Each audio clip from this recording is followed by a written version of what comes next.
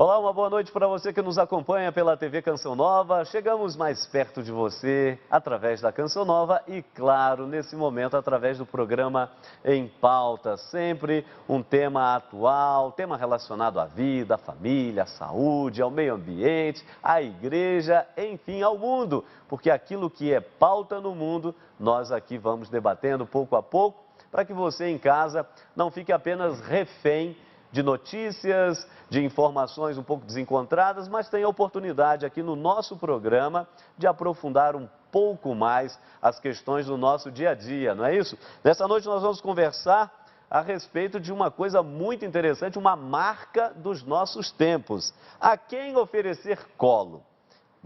A mais um filho ou a um animalzinho de estimação? Se você tem algum cachorrinho aí, um animalzinho de estimação, então não perca o debate desta noite. Nós estamos falando aqui dos nossos estúdios em Belo Horizonte, estamos aqui na Avenida Isabel Bueno, número 400, no bairro Jaraguá. É o endereço da TV Canção Nova aqui na capital mineira.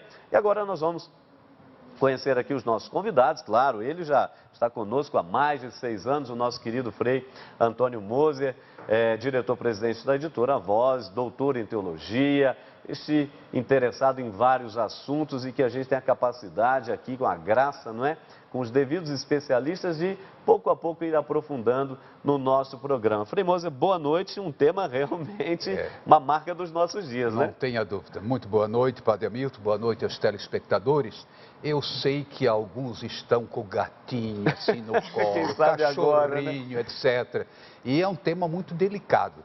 Nós tivemos debates sobre temas assim contundentes de vez em quando. Esse aqui é delicado, mas os gatinhos às vezes arranham. Então a gente tem que ir muito devagar, né? Por isso nós trouxemos alguém que me parece que sabe trabalhar essa questão.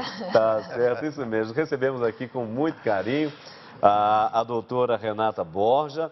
Ela é psicóloga pela FUMEC. A FUMEC é a Fundação Mineira de Educação e Cultura e tem especialização em terapia cognitiva pelo Instituto de Terapia Cognitiva de São Paulo, ITC. Ela leciona lá também, não é? No ITC. E a gente recebe aqui com muito carinho, doutora Renata, boa noite, seja muito bem-vinda ao Em Pauta. Eu que agradeço, Padre Hamilton. Boa noite, ouvintes, né? Muito obrigada pelo convite. Tá certo. Olha, e para você aí se situar bem no tema desta noite, claro, a gente sempre tem aí a matéria inicial para dar uma panorâmica, não é? Além do que vamos falando, a visualização, porque TV é visão, então você acompanha com a gente a nossa matéria inicial. Vamos lá. Na sala de espera do hospital veterinário, revela-se a profundidade do apego humano aos bichos domésticos. Mas de onde vem a capacidade de amar tantos animais como se fossem gente? Pesquisas científicas realizadas com pessoas nos Estados Unidos afirmam que seus sentimentos pelos animais domésticos são semelhantes àqueles que nutrem pelas pessoas mais próximas. Basta passar pelos perfis de amigos e parentes nas redes sociais para constatá-lo. As fotos de cachorro disputam espaço com as dos bebês. As declarações de amor aos animais se sucedem em cascata. A oferta de produtos e serviços para os bichos de estimação é mais um indício de amor desmedido. Da padaria à manicure especializada, num mercado que movimenta cerca de 12,5 bilhões por ano. Estima-se que os brasileiros, por exemplo, donos de 101 milhões de animais domésticos, gastem cerca de R$ 400 mensais com cuidados com os bichinhos queridos. A quem oferecer o colo? A mais um filho ou a um animalzinho? No Em Pauta desta noite.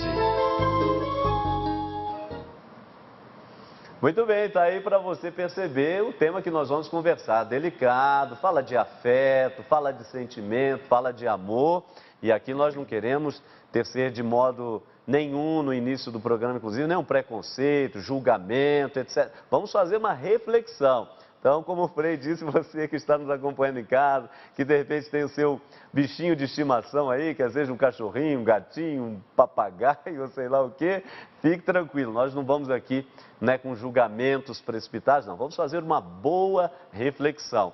Mas o fato, doutora, por favor, é que a coisa tem mudado, não é verdade? É verdade. Tem se trocado o ser humano, muitas vezes, por um bichinho, e a gente quer saber, no programa dessa noite, um pouco as razões, as causas dessa mudança, por favor. Olha só, Padre Hamilton, eu fico pensando também, isso é uma coisa bem interessante, a pergunta é uma pergunta que procede, que a gente vê acontecendo mesmo.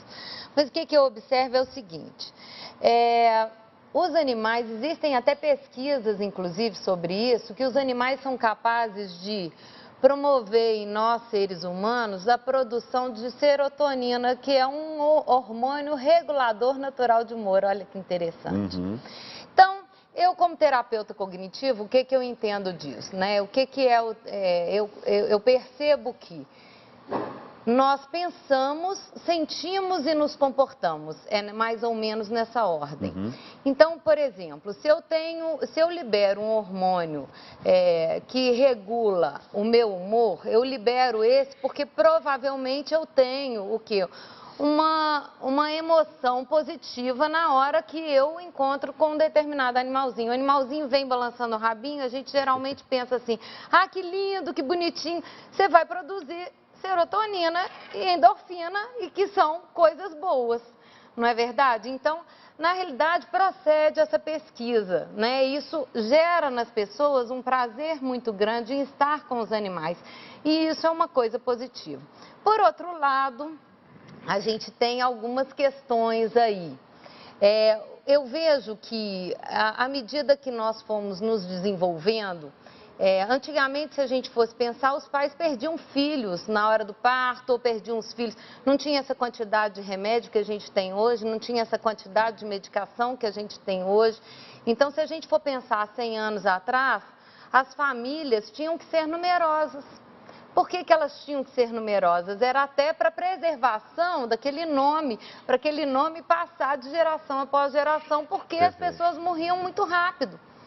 Hoje em dia, nós temos um controle maior com relação às doenças, com relação a uma série de outras questões, assim, a gente conseguiu cura para várias doenças, tem remédios que hoje, doenças que antigamente matavam, hoje não matam mais. Perfeito, exato. Então, eu percebo que as pessoas falam assim, bem, então agora eu não preciso ter tantos mais. Aí os motivos passaram a ser outros. Ah, eu quero ter alguma coisa, eu quero conseguir algo mais, eu quero ter uma condição melhor de vida, então eu vou restringir o número de filhos. E eu acho interessante que ao mesmo tempo que se restringe, né, se restringe, e as crianças hoje, se a gente for avaliar, antigamente as crianças, elas tinham uma série de atividades, mas as atividades eram mais voltadas para a escola. Hoje em dia elas têm escola, elas têm atividade física, elas têm inglês, elas têm aula de música, elas têm uma série de coisas. E para prover isso tudo, você tem que ter dinheiro. Então, você não pode ter tantos filhos mais, né? Então, nós temos algumas questões aí. Eu pontuaria também uma outra questão, que é uma coisa pessoal que eu observo, que tem relação com o seguinte, com a vulnerabilidade. As pessoas se veem muito vulneráveis e elas querem... O nosso mundo atual é um mundo perigoso, até por causa disso. As pessoas pararam, têm uma sensação de controle a partir do momento que a nossa sociedade evoluiu em certos aspectos, a gente tem uma sensação maior de controle sobre as coisas. E essa sensação maior de controle que nós temos, ela nos cria uma falsa realidade. O que significa, o que eu estou querendo dizer com isso? Nós nunca estivemos tão vulneráveis como estamos hoje. Antigamente era natural, né? As pessoas lidavam com a morte de uma forma mais natural do que elas lidam hoje. Sem dúvida. As pessoas lidavam com as situações ruins de uma forma mais natural do que lidam hoje. Então, o que é que acontece? Fica todo mundo muito assim, e elas têm medo de perder. Então eu vejo muitos casais, por medo de perder, é preferível nem ter. Então eu tenho visto essa opção no sentido do seguinte, aí eu posso perder ou eu não tenho como controlar filhos, porque crianças, aliás a gente não controla ninguém, mas as pessoas criam essa falsa sensação de que é possível controlar e essa falsa sensação de que é possível controlar cria nelas, então eu vou controlar do meu jeito, o animalzinho você controla. Completamente. A criança não.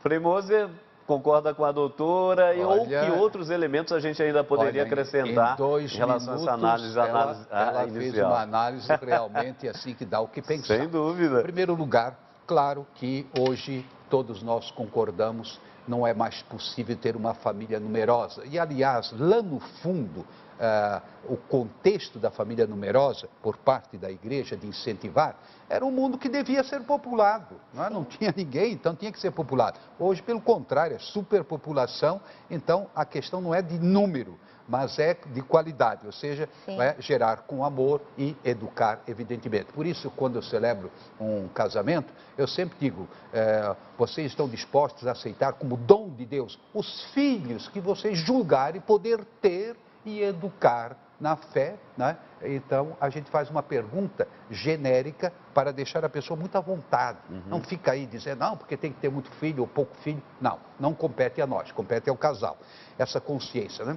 Agora, isso aqui eu nunca tinha pensado, não é? Que essa retração, ela possa provir de um medo de perder. E realmente, quem tem filho único, normalmente super protege essa criança, não é? Agora, quem tem aí 5, 6, não é que não cuide, mas eu digo, não tem aquela preocupação. Então, eu gostei muito dessa sua colocação, acho muito rica. O medo de perder. Portanto, eu não vou querer ter filho.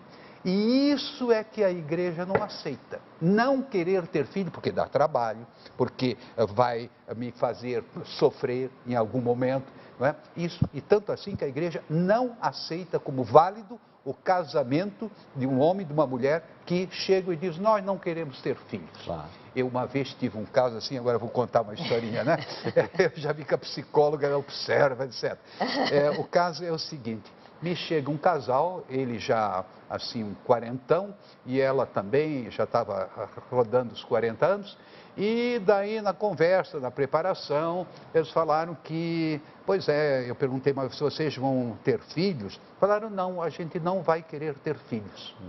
Eu digo, pronto, acabou. E agora, como é que eu vou celebrar esse casamento? Eu já tinha até batizado o senhor e tudo, e na preparação, né, porque ele não era batizado. E aí eu falei, mas como? Que vocês não veem o valor da... Não, é que nós queremos adotar no mínimo umas 5 crianças, sem pai, sem mãe. Que bonito. Salvou, lavou. Olha, a fecundidade não é no número, não está no número, mas está no amor. Não é? Isso eu acho muito bonito. Então, isso nunca tinha pensado. Não quero ter filho porque posso vir a perder. E, em termos educacionais, evidentemente que facilmente o gatinho, o cachorrinho, ele começa a ocupar um espaço exagerado. Aí vem a questão de espaço. Não é? Depende. Tem gente que é muito espaçosa, tem outras pessoas que se contentam com pouco. Então, esse animal começa a ocupar o espaço demasiado. Eis a questão. Doutor, e aí que está, porque, veja bem, a pessoa tem um animal doméstico, obviamente que não há nenhum problema nisso, sem sombra de dúvidas. A grande questão aí é quando exatamente esse animalzinho doméstico começa a tomar espaço demais. E aí depois, às vezes até cai por terra um pouco essa questão financeira que a senhora levantava, que procede com certeza. Mas eu digo por quê? Porque hoje, às vezes, algumas pessoas, o que gastam com esses animais domésticos, normalmente não se gasta por aí com o filho. E são somas, como a gente viu na matéria inicial, somas altíssimas, não é? Será ainda o que mais talvez esteja aí por trás? Também uma certa carência, ou de repente essa questão da perda também procede, né? Eu perdi alguém ou eu já não tenho mais e eu ponho nele ali a minha afetividade, que é mais fácil, ele não vai brigar comigo, não vai se opor. A realidade, Padre Hamilton, que eu vejo é o seguinte, o ser humano, ele tem uma necessidade de ser amado, ser valorizado. Então ele sente essa necessidade. Isso é real, é de todos. Todos têm essa necessidade de se sentir importante para alguém.